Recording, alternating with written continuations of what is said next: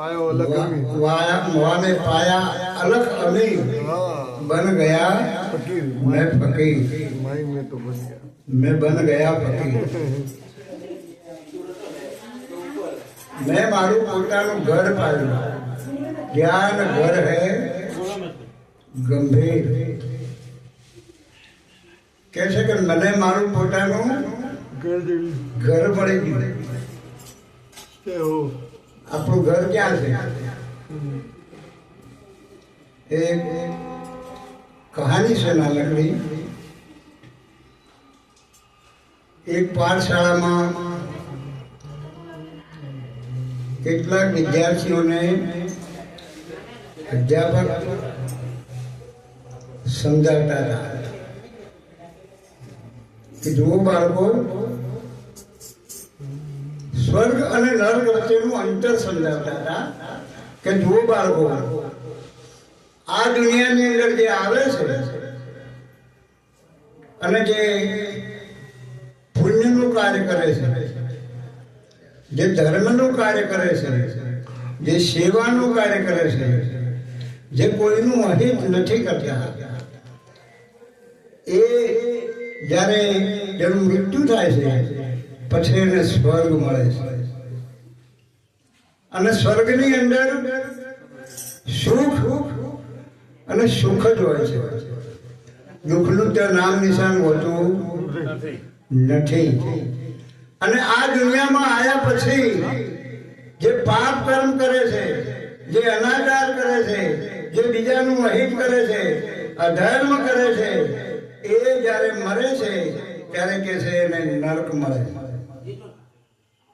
અને નરકની અંદર યાતનાઓ સિવાય કઈ હોતું નથી દુઃખ દુઃખ અને દુઃખ જ હોય છે તો સુખનું નામ નિશાન નથી હોતું એટલે અધ્યાપક કહે છે કે બોલો બાળકો હવે તમારામાંથી સ્વર્ગમાં કોને જવું છે અને નરકમાં કોને જવું છે જેને સ્વર્ગમાં જવું હોય એ પોતાનો હાથ ઊંચો કરે આ બધા બાળકો જે બેઠા હતા એમાં લગભગ બધા જ બાળકોએ હાથ ઊંચો કર્યો પણ એક બાળકે હાથ ઊંચો ના કર્યો એક બાળકે હાથ ઊંચો ના કર્યો પછી સાહેબે શિક્ષકે પૂછ્યું કે તો હવે બોલો બાળકો તમારામાંથી નરકમાં કોને જવું છે હવે દુઃખ કોઈને ગમતું નથી બધાને સુખ ગમતું હોય એટલે બધાએ સ્વર્ગમાં જવા માટે ઓગળી ઊંચી કરી દુઃખ કોઈને ગમતું નથી એટલે કોઈએ ઓગળી ઊંચી ના કરી જે પહેલા ઓગળી ઊંચી નથી કરી એને પણ ઓગળી ઊંચી ના કરી એટલે અધ્યાપક બહુ વિચારમાં પડી જાય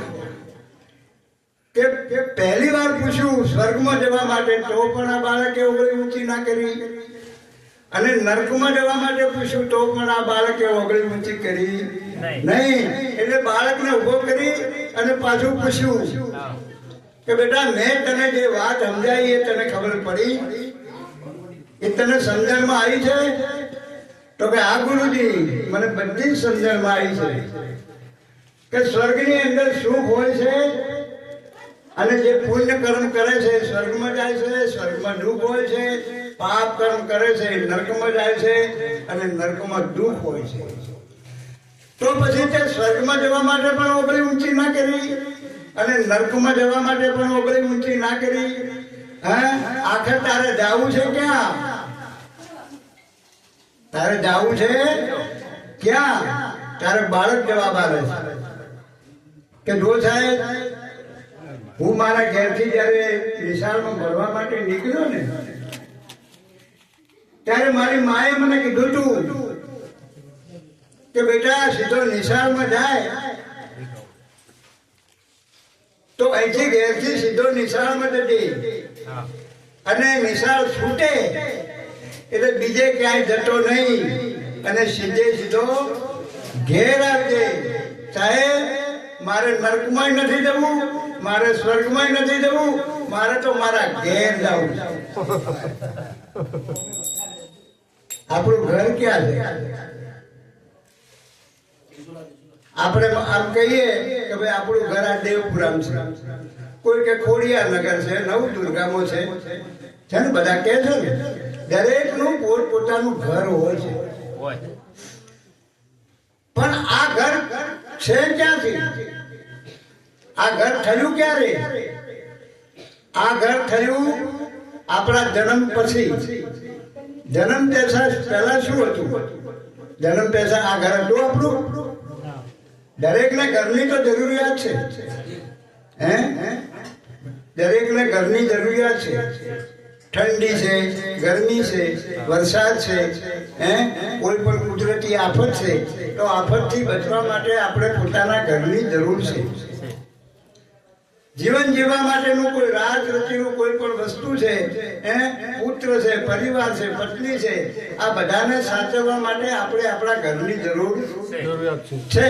કોઈને મોટું કરશે, કોઈને નાનું કરશે, કોઈને ઘાસ પૂછની ઝૂંપડી, પણ ઘર પોતાનું જોઈએ.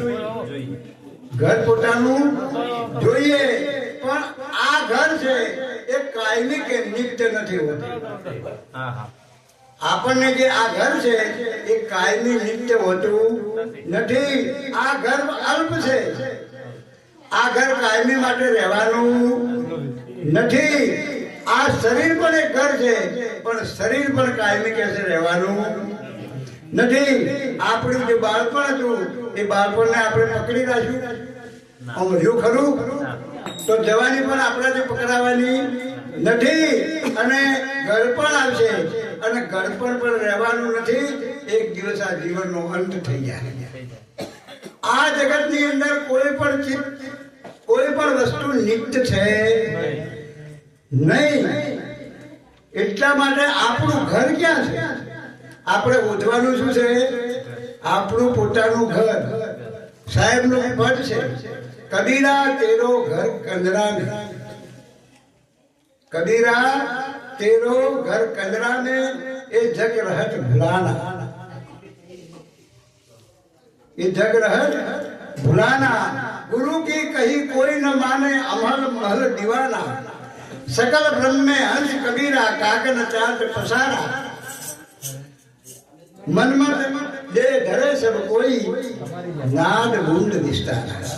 कबीरा तेरो घर कंदरा में. हे कबीरा तारू घर कंदराમાં છે, ગુફામાં છે. તારું ઘર ગુફામાં છે. કઈ ગુફા? હૃદય ગુફા. આપણું પોતાનું ઘર આપણી અંદર છે. હૃદય ગુફા પણ એક કહેવાનો ભાવ છે. ઘર છે આપણી અંદર ભીતર. આપણી અંદર ભીતર સંવેદનાઓ ક્યાં પેદા થાય? પ્રેમ છે, વાત્સલ્ય છે, કરુણા છે. આ ભાવો આપણને ક્યાં પેદા થાય? આ ભાવો ક્યાં પેદા થાય? તો આપણું ઘર એ છે કે જ્યાં આપણને પૂર્ણ વિશ્રાંતિ મળે. જો આપણને પૂર્ણ શાંતિ મળી જાય એ આપણું ઘર છે. ત્યાં ગયા પછી ફરી પાછું બીજી વાર વળતું આવવું ન પડે. અને એ ઘર છે આપણું આપણા ભીતરમાં. હૃદય વસે તે રામ ન જાના. સાહેબ કે છે હૃદયમાં વસે છે એ રામને તું જાણતો નથી. આપણે બીજી જગ્યાએ પૂજીએ છીએ ભગવાનને. ભગવાન આપણી ભીતર છે. અને એટલા માટે આ બધું સમજાવવા માટે છે ને આપણા શાસ્ત્રોમાં અલગ અલગ લોકની કલ્પના કરી છે.